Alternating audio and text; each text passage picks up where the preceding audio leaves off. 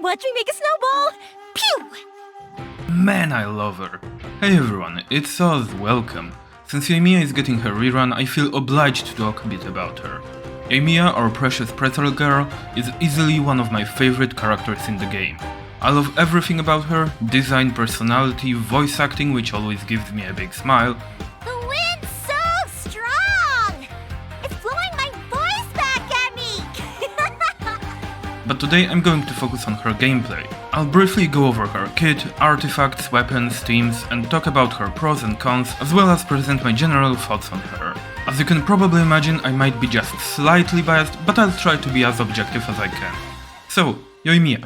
She's a 5-star pyro bow user, pretty much entirely focused on being an on-field single-target DPS. The main part of her kit is her normal attacks, which will deal quite a lot of damage. Her charged attack makes 3 little homing fireworks if you hold it for longer, but it's not very good, you're not gonna use it. Unless I guess she's your only pyro character and you have to break some cryo shield or something, then sure. Her skill infuses her normal attacks with pyro and strongly increases their damage for 10 seconds, on an 18-second cooldown.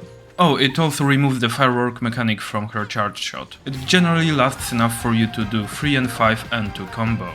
And her burst is, in my opinion, a really cool idea that's horribly executed.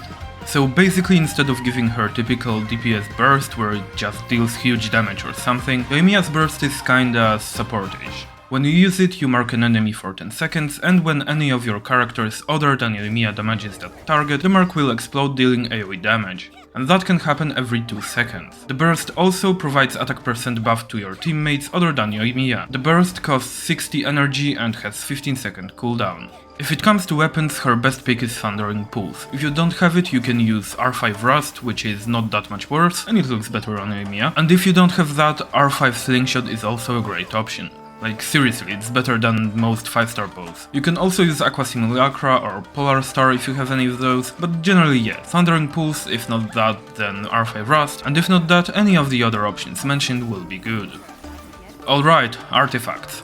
As much as I hate the design of this set, usually the best option will be 4-piece Shimenawa. It will drain your energy when you use your skill to strongly buff your normal attacks. It is what I use and it is what many other people use. Depending on the team, Crimson Witch of Flames can be better. That will be the case if you do something like Overvape teams with attack scaling characters like Fischl, Xingqiu, Beidou. If you don't want to use either of those, you can also use Retracing Bolide, which is a pretty strong option but only if you use a consistent shielder. It also matches Yoimiya aesthetically, so that's cool. Echo's Offering, just don't. It's a bad set. Like, not only it doesn't work properly if your ping is higher than 30, it's also weaker than those 3 mentioned sets when it works properly. So yeah, don't use it. And if you don't want to farm any of those sets, you can do something like 2-piece Crimson Witch and 2-piece attack set, or 2 2-piece attack sets. You will deal less damage, but hey, it's easier to farm.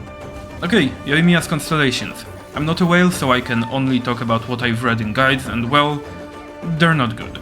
C1, C3 and C5 are all kinda bad. C2 is a decent-ish damage buff but nothing spectacular. C4 rarely matters outside of co-op, and C6 is pretty good but works better in non-reaction teams because it can mess up which shots you vaporize.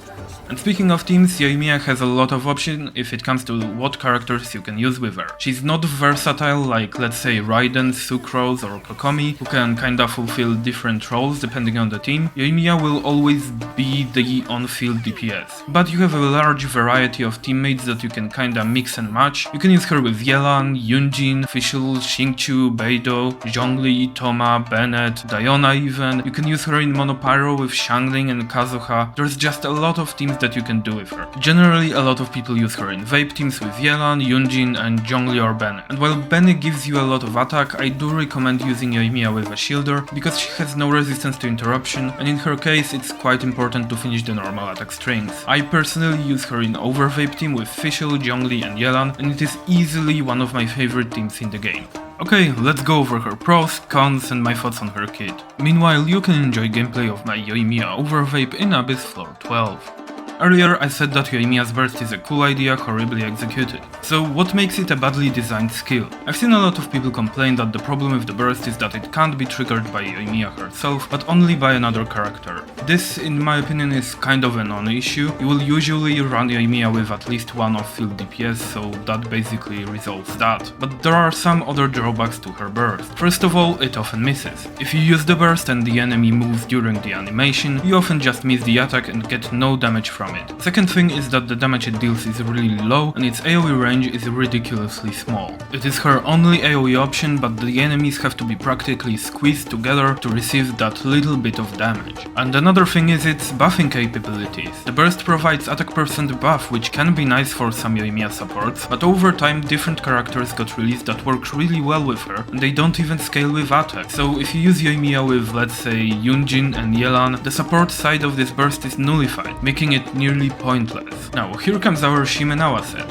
As I said, I don't like its design. I don't think that artifact sets should make you not use your kit, but Yoimiya's burst is so bad that not using it honestly feels better, which combined with Shimenawa's strong buff to normal attacks makes it the best option, and that's also why I use it.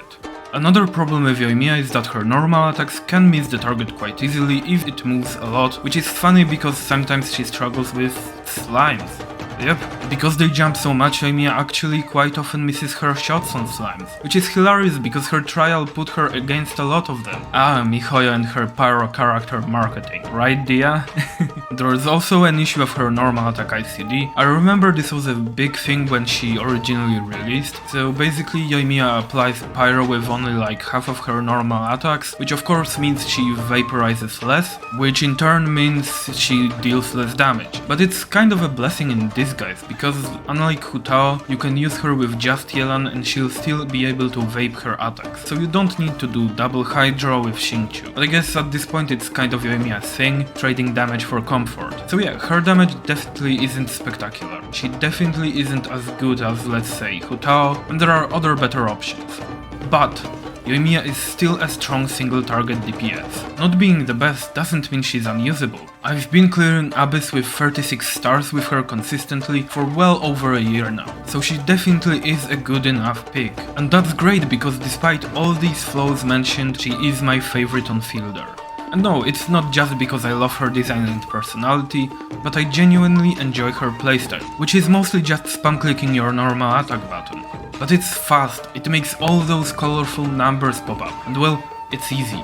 You don't have to aim, you don't have to rely on your burst, which means you don't have energy problems. Her gameplay is a great combination of exciting and comfortable, so if that sort of playstyle is your thing, maybe you should give her a try. Something that Yoimiya is also good against is a lot of annoying enemies, so anything that flies around a lot, specters, thundering manifestation, all those monsters that melee users complain about, Yoimiya has no problem with. You can just stand and pew them to death. Also, as I mentioned earlier, Yoimiya has plenty of good teammates, which makes it easy to build 2 Abyss teams if you're using her. So while she isn't the best DPS out there, she definitely has some unique strengths and provides fun and comfortable experience. So, should you roll for Yoimiya? Well, if you're concerned about meta, I don't think she's a great pick.